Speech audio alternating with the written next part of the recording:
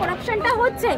তখন আমরা আমাদের দাবিগুলো ওনাদেরকে জানালাম যে আমাদের এই দাবি আছে।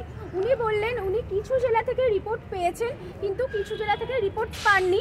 আমাদের কাছে যেসব এভিডেন্স আছে উনি ওনার পিএকে ডাকলেন, সেই পিএর নাম্বারটা দিয়ে আমাদের এভিডেন্সগুলো উনি নিলেন।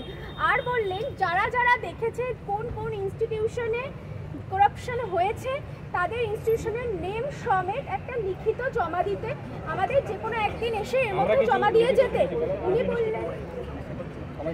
আর একটা আমরা এভিডেন্স নিয়ে গিয়েছিলাম, একটা ছেলের ফটো যিনি দেখে দেখে পরীক্ষা দিচ্ছেন, ওটা উনি আমাদের আমরা যে দাবি জানিয়েছিলাম ওই কাগজটার সাথে অ্যাটাচ করে উনি রিসিভ করেছেন।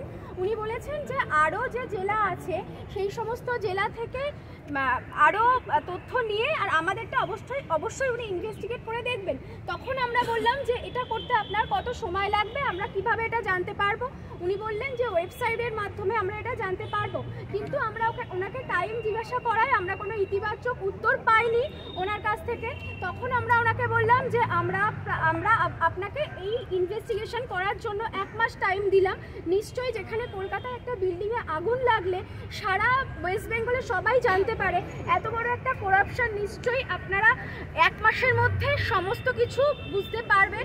আমরা 1 মাস পর আবার আসবো আপনার কাছে উত্তর নিতে, তার আগে যদি কিছু হয় আপনি অবশ্যই ওয়েবসাইটে আপলোড করবেন। উনি আমাদের কপিটা রিসিভ করে উনি সেটাকে সম্মতি জানিয়েছেন। অবশ্যই কমিশনে বলবেন এই পরীক্ষা বাতিল হয়ে রি-এক্সাম নেওয়ার কথা।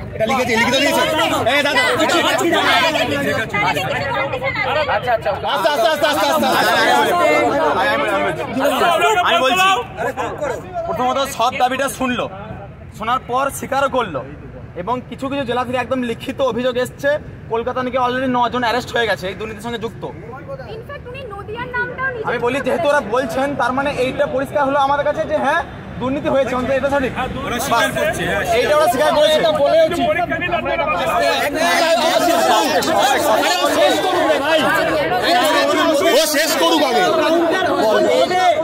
এইটা স্বীকার করেছে যে দুর্নীতি হয়েছে।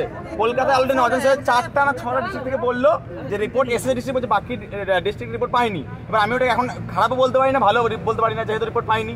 হ্যাঁ সেটাও ঠিক, 4-5টা পেয়েছে। এইবার বললো যাই হোক যদিও দুর্নীতি হয় আমি এখনই ডাইরেক্ট কোনো ডিসিশন নিতে পারি না, কারণ এটা হচ্ছে পিএসসি কমিশন। আর উনি বলছেন আমি সেক্রেটারি, আমি কোনোদিন নিয়ে যেতে পারি না। তোমরা এভিডেন্স নিয়ে উইথ লিখিত উইথ নাম্বার এবং ব্যক্তির পরিচয়, নাম, অ্যাড্রেস সব কিছু নিয়ে সিগনেচার নিয়ে তার সাপেক্ষে 10 জনের সই মানে সাক্ষী, সেই সই করে আরেকটা লিখিত জমা দিতে হবে, তবেই সেটা চেয়ারম্যান সই করবেন এবং পরীক্ষা বাতিল ব্যাপারটা হ্যাঁ বলছেন। যদি এটা প্রমাণিত হয় আমরা অবশ্যই করব এবং এইটা দেওয়ার পর 1 মাস সময় নেব।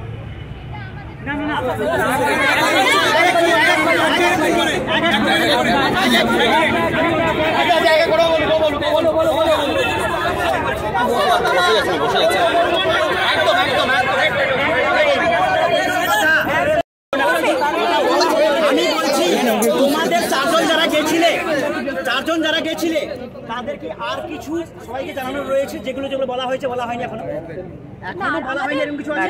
ব্যাপারটা আমাদের জানানো হয়ে গেছে।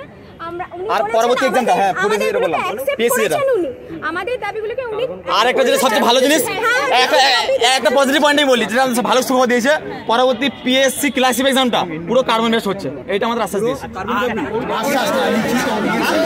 না এটা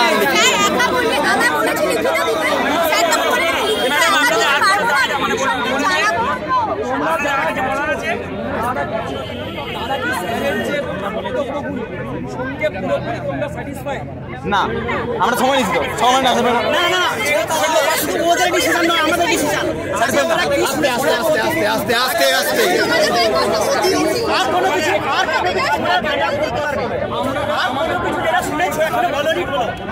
মনে পড়বে একটা পয়েন্ট বাদ গেছে, মনে পড়লে বলে দিচ্ছি।